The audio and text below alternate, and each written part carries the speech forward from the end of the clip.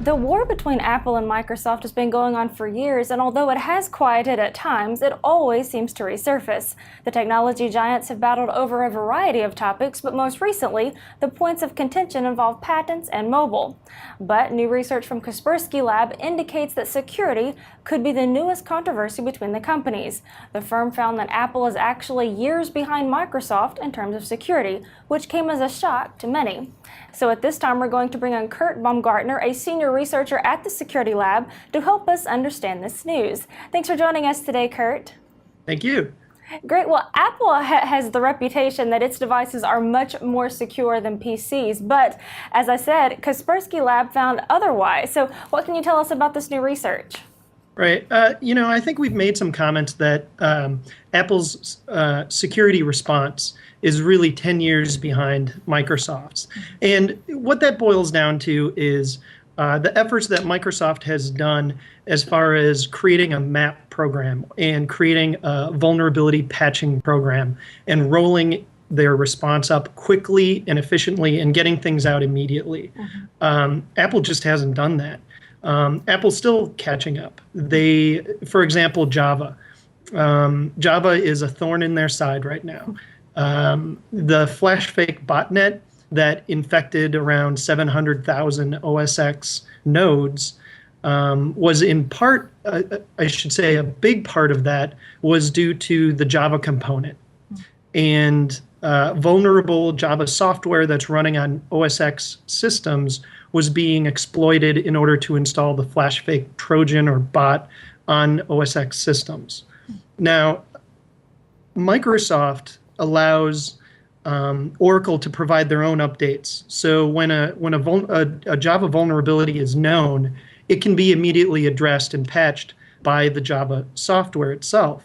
On the Apple side, Apple hasn't reached out, or didn't, I should say, reach out to Oracle, and they were maintaining their own patching schedule.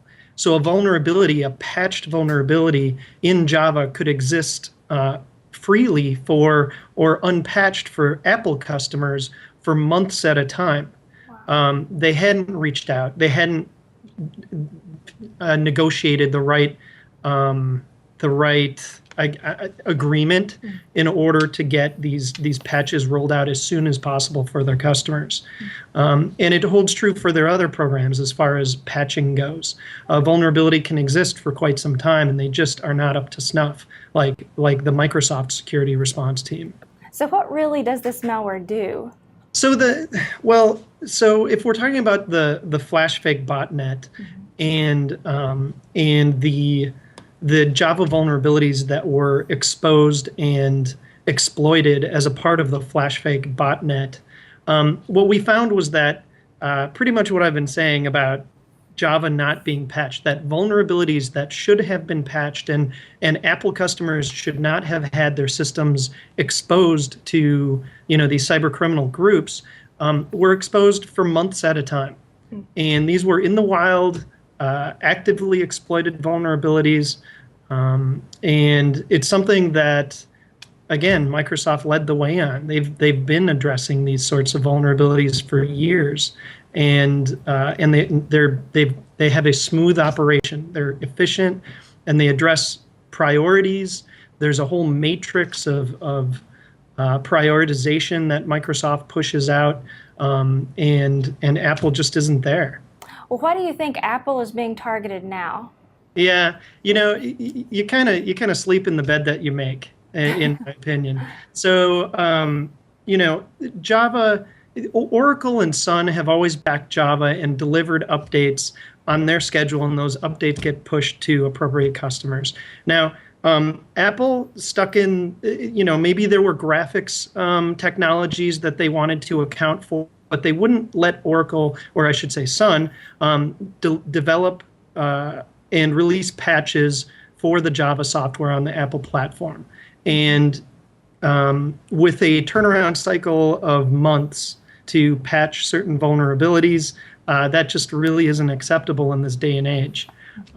So, I suppose you could spread the blame, but if security and your customers' security is a priority, that's something that needs to come first. And, these agreements can be worked out.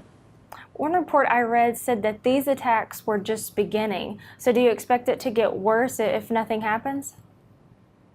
Yeah, well, absolutely. I mean, I think even if something is done, and something is being done, from what I understand, the newest JDK for Java 7, is now being developed by Oracle for support on Lion. So they are going to start supporting Lion, and I guess the implication there is that the Oracle patches will go out immediately, but that's further down the road, much further down the road. The improvements that could be done, take a lot of time, and I think that Apple will start making incremental improvements in that direction. They need to, but yeah, it just takes time. Well, the statement that Apple is 10 years behind Microsoft, that's a very bold statement. So what impact do you think that this will have on Apple? Really, so far, the implications have been that the Apple name or the reputation of being a completely clean system, that there are no viruses for Apple, just isn't true.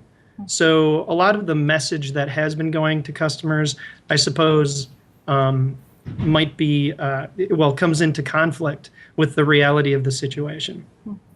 Well, how long do you think it will be before the perception of Apple users changes?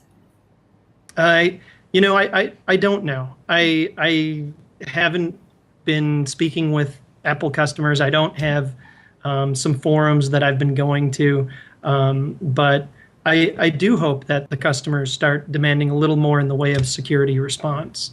Well, not everyone is that convinced of Apple's vulnerability, as F-Secure's chief security officer told CNBC that comparing Apple and Microsoft security was really like comparing apples and oranges. What is your response to this? I guess I don't have the context really. Maybe he was talking about a different security issue within the Apple security model, other than security response. But when you're talking about security response, it's still apples to apples. All right, then. Well, you touched on this a little bit earlier about what Apple should do to ensure better security. If you could just detail this a little further for us. So right now, Apple, like I said, is taking some steps to hand patching. It seems they're taking some steps to hand patching and the patching process for Java and the Java platform back to Oracle. And it seems that as we've been moving forward, the response time for some patching some of the software has been decreasing, which is good. So they need to continue doing that. I would encourage Apple to start reaching out. So in the past, their security groups have not been responsive, and there are a number of, I guess, public statements from other security companies about dealing with Apple and how it's a bit of a black hole when the information goes in and nothing comes back out. So reaching out and working with some other vendors would be another good start. I believe Microsoft has had some nice results doing just that. So that would be nice to see. All right. Well, in the meantime, what should Apple users do to prevent this really from continuing? Well, as far as FlashFake goes and sort of dealing with Java vulnerabilities, on the Apple platform, if it's pretty difficult to deal with. But so the answer there really is, if you don't need Java, go ahead and uninstall it on the Apple platform. I guess the security update process is something that Apple customers can reach out and can discuss with some of the Apple representatives that they may run into at either Apple stores or the forums that they're a part of on Apple's site. The customers themselves should be looking for the vulnerability patching cycle to decrease, much like Microsoft has. All right, it's a very interesting topic. Kurt, thank you so much for talking about it with us. All right, thank you. You're welcome. I'm Abby Johnson reporting for WebProNews.